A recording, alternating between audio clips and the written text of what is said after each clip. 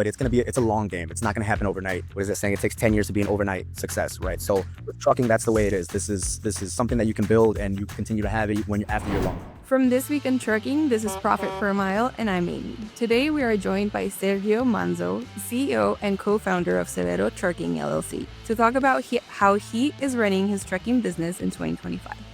But before we get into it, don't forget to subscribe so you never miss an update. Your support helps us keep bringing weekly videos your way. Thank you for joining us, Sergio. Thank you so much for having me, Amy. I really appreciate it. Can you start by telling us how you got started in trucking and what led to launching Severo Trucking? So the way I got started into trucking was it's basically all my entire family does. My uncles, my cousins, even my aunts have their CDLs. It's something I've been around my entire life. My parents have been working in the trucking industry for forever. My mom worked for a major steamship line for longer than I was born. My dad's been an owner-operator since longer than I was born, along with his brothers, all of my cousins. Like I said, all my cousins own their own trucking companies. They do dump trucks. Got cousins that own dry van reefer companies. So it's been everything that I've been. It's my entire family. There any other route would have been soccer, maybe. Trucking has always been there. And yeah, I got started because after I decided not to go to college, started working at a warehouse, saved up some money. We got a truck along with my dad's truck. And then from there was just an owner operator. We've been in business since 2018. And we officially got our authority a little bit over 2 years ago, around the worst time of the market. What led you to go into the intermodal trucking sector? So yeah, my dad and my uncles, they've all been doing containers for forever from here in Chicago. They were around like when BNSF was not that big here, before G4 was even around. All the major rail yards and depots that were here, they weren't even around, with the times when my dad was doing them. So I've always been around it. And then my mom always working in the steamship line, that the language and everything that they would speak at home, I would pick up on it growing up. I would always see, my dad would always take us to the yard to look at, the trucks with the containers attached to them and the chassis. And from there, I just knew like, hey, if I don't go to school, I know what I'm going to be pursuing right after that. And then right now in Severo Trucking, how many owner operators are leased on right now? We currently do not have any owner operators on at the moment. So right now we're currently operating with just company drivers. One of them has been with us since he was working with us before we got our authority. He was actually using one of our trucks and signed on as an owner op to another company we were all at, actually. So right now it's just company drivers. Sometime in the future, we are going to be adding on owner operators once we get our trucks filled out first with company drivers. We have a small fleet. And before we can turn to the owner operators and bring them on, we definitely want to get our own trucks filled and consistently on the road before we start to bring on the owner ops. And what type of equipment are your company drivers running right now? Right now, we're actually all running Kenworth T660s. My dad loves the trucks. I love the trucks. My dad has a Gold W9 as well that he's had since before I was born, and he's still continuing to running it to this day. So we're a big Kenworth family. Everything we have is Kenworth. That's just what our family does. And are your drivers mostly regional or OTR? Yeah, so with Drayage, OTR and regional are kind of like the same thing. The language there is a bit the same, but our drivers go up to around like 250 to 300 miles one way, and they are home every single night. We do get a lot of requests to go a little bit further, around the 400 miles. But, we like our drivers to be home every night. That way they can sleep in their own beds and not have to sleep in the trucks if they don't want to. But of course, if, they ask, then we can definitely do that. In this intermodal sector, how do you find loads? Yeah, so one of the biggest ways that we've been finding work and consistent work is through Jason Hilsenbeck's website called LoadMatch.com. It's basically a drayage directory where freight forwarders, 3PLs, brokers, everybody can go on there and post loads, request rates for lanes coming out of the Chicago rails, and actually every rail out of the entire United States. And you can go on there, and that's where you can basically bid on the work. If you can bid on the work, you win it, you connect with the broker, the 3PL, the freight forwarder, and then from there you kind of build your own connection. So thanks to Jason and what he's built, it's incredible. It's where you can go and you can find work there if you're a true hunter and if you're competitive as well as a good carrier. Do you know roughly how many miles does your fleet run each month? Around each month, we're looking at around 16,000 miles a month, 16 to 20,000 miles a month are with our 3 trucks at the moment. And then do you know how many loads you're moving weekly or monthly? It ranges anywhere from 10 to 20. We do, sometimes we can do like a local live unload, a local load, export, and then come back and then go do a drop somewhere else. So the numbers kind of vary. It just depends on where they're going and where I'm able to dispatch them. And if I'm able to piece it all together correctly, they can definitely put it together a lot more. But around 10 to 20 containers weekly is what we're able to move. And then typically in a month, what is what you would commonly see as gross revenue? Gross revenue right now, we're looking at around 50 to 55,000 monthly in revenue. What is your average rate per mile across your fleet? Average rate per mile outside of fuel surcharge, because that fluctuates within drayage, right? Sometimes it's 25%, sometimes it's 30%, sometimes it's 35%. We're around $2.50 a mile round trip.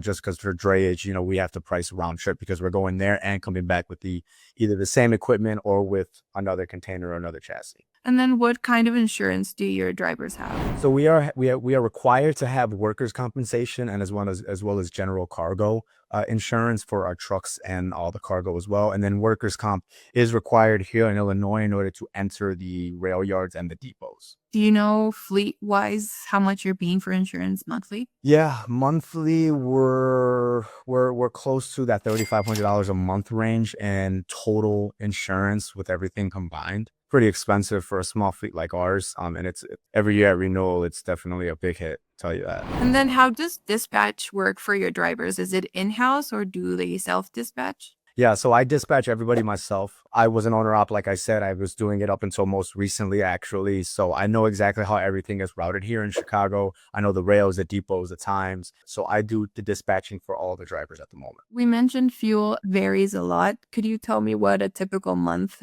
fleet-wide would be for fuel? For fuel, we're probably spending, I'd want to say, around $10,000 a month in fuel or so. It really just, like you said, it varies a lot, right? Some weeks the trucks are some weeks the trucks are sitting. Sometimes the trucks are working overtime. They're maxing out their hours every single day, right? So that fluctuates. But roughly, like, we spend around, I would say anywhere from $8,000 to $10,000 a month in fuel. And we're very smart with where we pump our fuel as well as our fuel cards that we use. So that kind of gives us a little bit. That's where the numbers tend to fluctuate. Sometimes with our fuel cards, certain gas stations, give a huge discount. Sometimes we know to go to certain fuel stations on our routes to make sure that we're pumping, knowing exactly how much we're pumping. And we also try not to fill up every single time. So that's why that number fluctuates for us. We know, like, just pump what you're going to use, you're going to use for the day, what you're doing for the day, pump accordingly. And that way we can kind of save and cut costs. And then is there any vision to expand the fleet by the end of 2025 or 2026? Yeah, so at the moment we're currently looking, just depending on what the market brings to us. I'm also myself out there hunting for the work, searching, connecting, networking with the right individuals, and it's starting to look a lot better, especially with everything going on within the country, and it's starting to bring a little bit more work as well, especially for small fleets like us. We're able to take on a little bit more work than most other companies, just because some companies need 50 to 100 containers daily in order to operate. With us, you give us 3, 4, 5 containers a day. That's more than we can already handle, right? So we do plan to expand. We'll probably hold off until after the winter, just to be, here in Chicago, the winters are brutal. And at the moment, we don't want to bring on anybody at this time prior to the end of the year, before the winter starts to get a little bit messy here, because, a lot can happen, right? And then work starts to slow down. The drivers are going to have to, sometimes it's their call if they want to work or not. So I'm going to save all of that for the beginning of first quarter. Now I'd like for us to move our focus to a single truck to see how the costs run for one single truck in your operation. How do you structure pay? Is it like a percentage split or a flat rate or a mix? Yeah, so the way the company drivers are paid is they make a gross of the revenue after fuel spend. That's the way that we pay them accordingly. And they get paid weekly. What percentage does a company keep versus what goes to the driver? Driver gets anywhere from 40 to 45%. We sometimes have given them a lot more than that. That's just something that works for us and our numbers, because we're such a smaller fleet and we cut costs elsewhere in the company to be able to give them a lot more. especially here in Drayage, the drivers are here up, 1, 2, 3 a.m. to get to their customer 4 hours away at 6 a.m., right? So make sure they get taken care of. The rates also, they allow for that, right? The rates of Drayage allow for that for us to be able to pay them a little bit more. What is your biggest expense after paying your drivers? Biggest expense after paying the drivers, as for every other trucking company out there, is going to be the insurances. That's always going to be it. I don't think there's any other expense out there that's more than that. For us, it's going to be the insurance. And do you have any sense of what your company's cost per mile is after insurance and permits and everything? Yeah, average cost per mile, we're anywhere around, like, we're like $1.50 per mile for costs.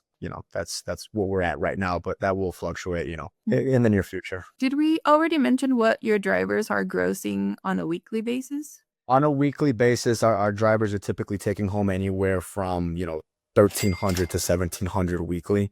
That's what their take-home pay is. And then how do you, over the time you've been operating, how do you keep retention strong amongst your drivers? Yeah, so with us right now, our situation is a little bit, it's what works for us in our system. Is one of the owner-operators, company drivers, is going to be my dad. The other driver is actually going to be my childhood best friend who lives across the street from my parents. Known him since for going on 15, 20 years now. And he's my best friend, known him my whole life. And he's a hard worker. That's definitely what it is. We in the past were operating at full fleet at 4 trucks. And that, it starts to get a little bit more difficult, obviously, when you grow, just because the drivers, they start to, get a little bit more lazy when it comes to things. They don't want to work as much. It happens, right? I mean, it happens with every other fleet out there. But driver retention, I personally, what I like to do when it comes to driver retention is, before I hire and while I'm hiring, I'd like to look and speak to the person and find out who they are as a person outside of just being a driver, right? Because that's going to drive exactly who they are as an employee. I want to know who you are outside of, work, right? Are you doing physical activities when you leave work? Are you busy all the time, right? Are you always with your kids? Are you always doing all of these things that's keeping you busy, or do you just work and then that's it? Right, because then sooner or later that'll creep over into your work life, and then you start to kind of dwindle out, that hunger that you had, and then from there, that's when everything starts to slip. And so, yeah, but driver retention for us right now is great. My driver's been with us for four years now. He's been with us since, as soon as he got his CDL, he came straight to us and we brought him on right away. And then what would you say in this specific sector, intermodal, what would you say is one of the biggest challenges you can see maybe day to day? Biggest challenges I would have to say is something that I have to deal with today, which was very unfortunate because it really does kind of bite me. Imports, the ETAs are never accurate. You can never say, hey, yeah, we can secure this capacity for you 100%, because once you do that, you start to block out the rest of the other customers that have stuff lined up that need your help. And the next thing you know, those containers that were expected to arrive that you promised to, they don't arrive. They don't, they're at the rail yard for a week sometimes. They haven't even been taken off the train. And from there, our customers get really upset. So, in order to handle that, we let them know, hey, we will gladly take the containers, but we will not schedule or secure the capacity for you until those containers have officially deramped from the train and they show a last free day inside of the rail yard. Wow. So can we go a little bit more into how the logistics of that works? Yeah, I mean, it basically comes down to everything in transit from once it hits the ports, right? Once it hits the ports on the East Coast and the West Coast, it really comes down to how quickly can they take it off of the ocean line from overseas, right? Unload it from the ports onto the trains. How fast can they move the trains over from the East Coast and the West Coast here in the Midwest? Obviously from the West Coast, it's a lot much further, from the East Coast. So everything from the East Coast comes in a lot sooner and quicker. But everything, it's never in our hands entirely until that container deramps, right? You can deal with government shutdowns, you can deal with union strikes, you can deal with but there's so many different variables and factors that play into those containers coming in, and that's where it kind of just it's everybody's Achilles heel right there, right? It's everybody's issue that they have to run into. And lastly, my last question for you is, if you were starting Severo Trucking from scratch today, is there something you would do differently? What I would do differently if I were to start all over was I would directly go to hiring owner operators first before purchasing our own trucks. That's always been the biggest thing for us. It's not as much financially as much as just it being a headache of owning the trucks, right? Because when the driver calls and he goes, hey, I blew a tire in Green Bay and it's 6 a.m., we have to send somebody out there, right? Somebody has to go out there. Luckily for us, my dad does a lot of the maintenance work ourselves. He does everything. Whenever he's not driving, he's at all the trucks, making sure everything is good to go for the next day, making sure everything is just good in general. So with that being said, I would definitely start off with just maybe 1 truck, 2 trucks at the most.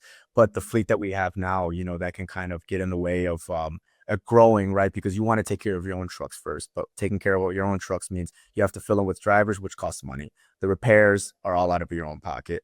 Everything that happens on the road, you have to deal with. That's now your headache. So it's a lot more headache to take on in the beginning. So definitely, it is something that I've told my dad multiple times that, hey, I was like, man, if we would have started off with just 1 truck, 2 at the most, if anything, we should have definitely just started to bring out owner operators, because it would have been a lot less of a headache, right? If their truck breaks down, they have to pay for it, right? Tires blow, they have to pay for it. So I would definitely go down the route of, changing the way we started, then eventually getting into starting to get our own fleet of trucks once it starts to make more sense and we're at a bigger level. Intense. I'm just processing the growth that you've been through. Thank you so much for joining me today, Sergio. Is there anything else you would like to add to our audience, or maybe some piece of advice for somebody that's trying to grow their fleet?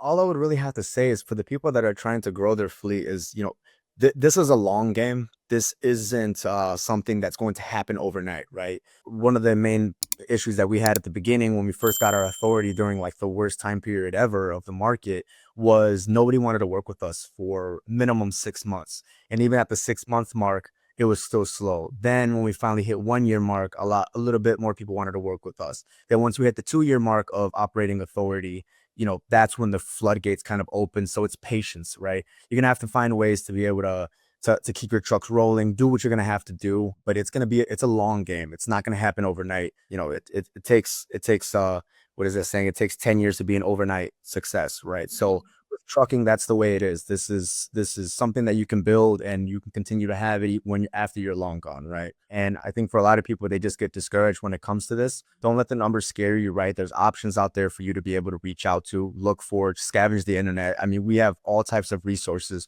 for someone wanting to grow their fleet to become successful. And a lot of people get discouraged because they hit roadblocks, and everybody's going to hit roadblocks. We're up at 1, 2, 3 a.m. every single day, right? And that's just the name of the game. That's another thing I would like to tell people as well, is this isn't going to be a regular 9 to 5 gig. This is going to be your life every single day, Saturday and Sunday, whether you're a carrier, a broker, a freight forwarder. You're going to run into issues every single day, every single hour. Sometimes it's going to go smooth. And when you're thinking that it's smooth, I promise you something's going to happen. That's just the way it is. That's the name of the game.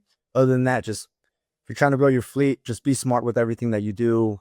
Reach out to people in your area with mechanics, shops and stuff like that. Reach out to them, be consistent customers, show your face, go talk to them, get on their good side. They'll be able to help you out with a lot of things. Get your trucks in and out the shop a lot faster, because sometimes they'll take forever with them. But definitely that's really all I can think of right now at this moment.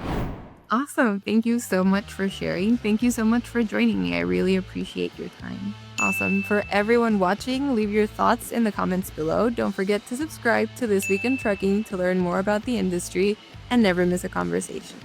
Drive safe.